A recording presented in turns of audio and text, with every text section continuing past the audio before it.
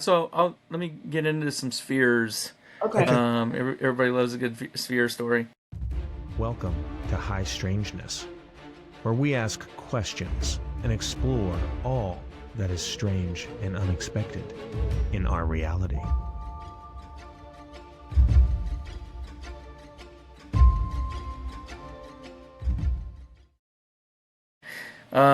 So let's see. So everybody, I don't know if everybody has heard, but about the Betz Mystery Sphere. I mean, that was back in 1974, Fort George Island, up near Jacksonville.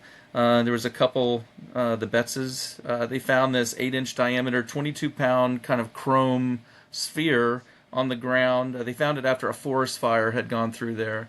And so they brought it home, and when they got it home, this thing kind of had a life of its own. It would roll around their house, and it was just really bizarre.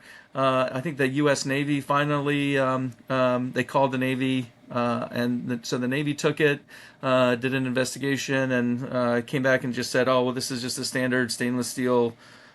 Sphere, nothing really remarkable about it. But then when they got it back, it didn't roll around on its own anymore. So I don't know if they swapped switched it it out or out. what. Yeah. Yeah, but that's called the Betz, Betz Mystery Sphere, 1974. And then, of course, in more modern times, we have the 2016, the Mosul Orb, which I'm sure a lot of your viewers have seen the video of that over Mosul, Iraq.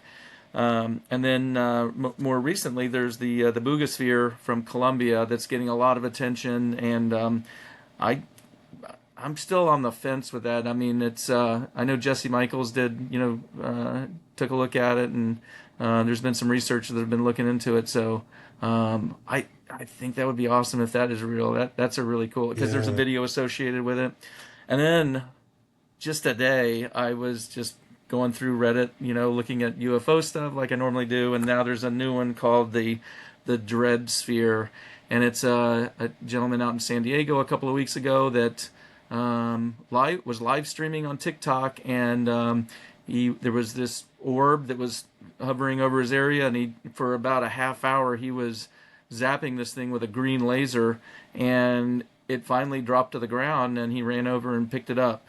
Um, he took it home, and he's got these videos of it like doing high speed spins on his wooden floors, and I'm by no means am I endorsing it because there is a lot of tomfoolery out there, and so but it's interesting and it's worth a look. Well, You and the know, thing I think of, Matt, is radioactivity or something like that. Like, you oh go, you yeah, grab this thing, and you wind up hurting yourself. And the I don't military know. haven't showed up at his door yet to get it. I Right? I don't know. I mean, It's check it interesting. out for yourself. It's bizarre, but yeah, it makes me wonder. Dr. Gary Nolan, he was recruited by I guess it was the CIA, the Department of Defense, now Department of War, but this was years ago to look into Havana-like syndrome.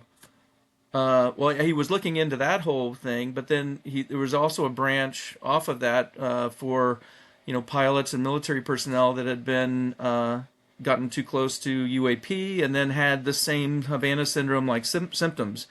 So you know, not to mention like all of the cases where people have had look at the Cash Landrum case back in Texas where all the people in the car were radiated. I think they're all dead from cancer, Yeah. from exposure to this stuff. So yeah, I definitely don't think I'd you're really taking a chance going out and grabbing something that you have no idea what what it's emitting.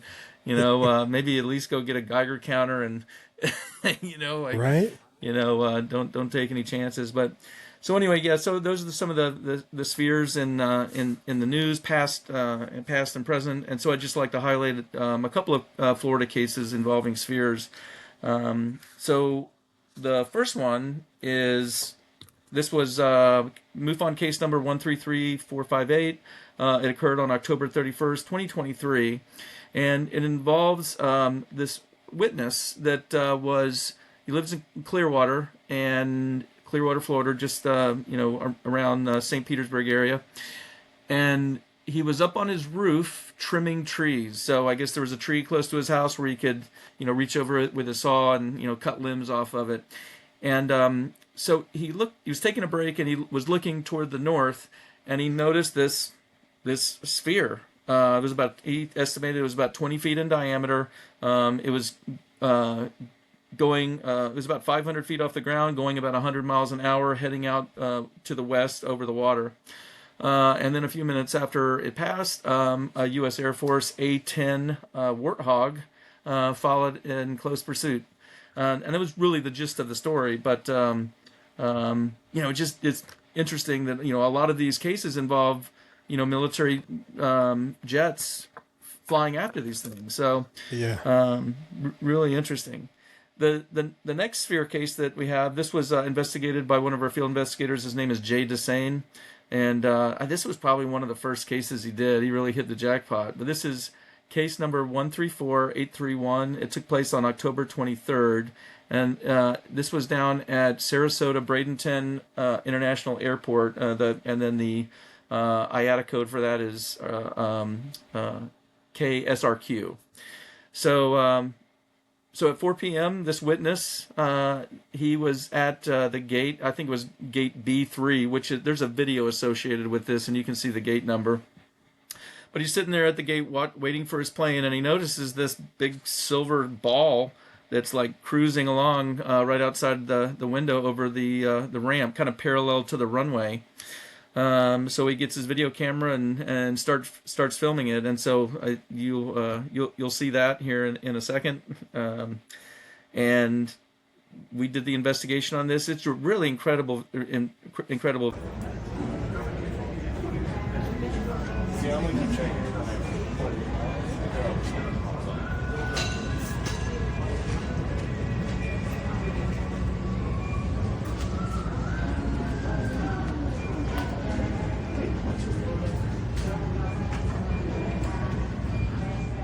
Video. We turned it over to MUFON's photo analysis team, and they came back with some really interesting findings that showed that it has like an aura, like kind of around it. And then we go back to the propulsion system that we were talking about. If this had been at night, this would probably have been a glowing, sphere or something. But it wasn't moving against the wind. I think it was perpendicular to the wind.